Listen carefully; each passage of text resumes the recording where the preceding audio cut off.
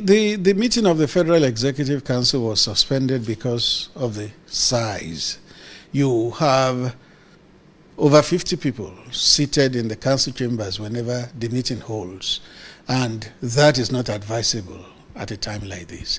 But if there will be a very important decision to be taken, you can always summon the relevant people, 3, 4, or 5, and hold a small meeting and arrive at a decision.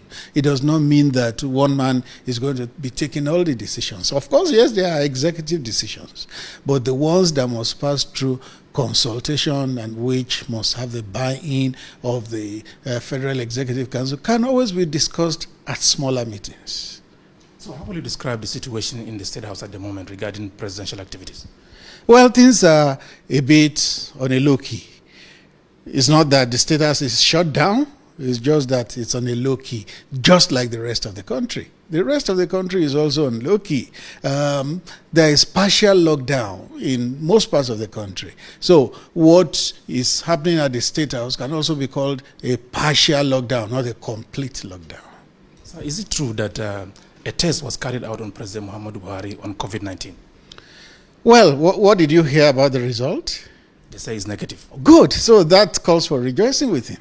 Anybody that does the test and tests negative, we rejoice with that person. And anybody that does it and tests positive, it's not a death sentence. We also would pray along with the person, give the person our goodwill and best wishes, and they will surely come out of it. Even the index case in Nigeria recovered and has been discharged. So God that has shown us mercy thus far will continue to show that mercy. Anybody that tests positive is not a death sentence. They will be attended to, they will be treated, and they will be fine.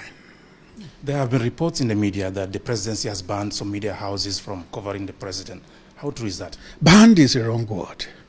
Banned is a wrong word. Anybody that uses that word ban is just operating from a mindset. And you know that Nigerians love conspiracy theories.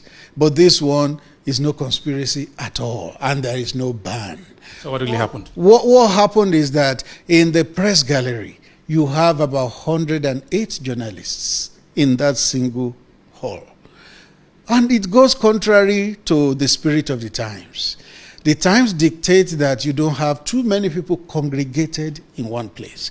Imagine 108 journalists, and if one of them happens to catch the virus, he spreads it among all the journalists. So we said, for now, let them stay away.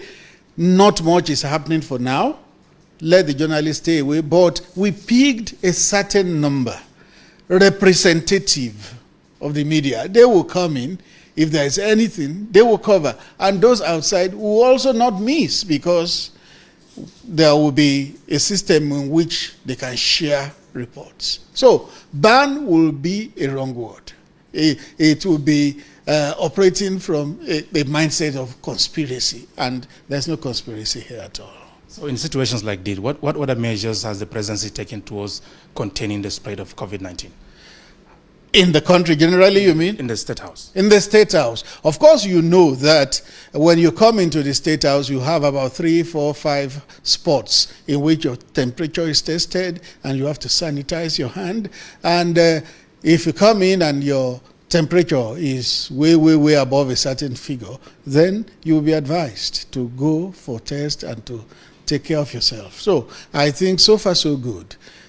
Before you get into the general area, you will meet about 3 areas of test. And before you get into the president's area, you meet like another 2. So I believe that a lot has been done to ensure that those who operate in the presidency are taken care of. So is there a need for panic at times like this?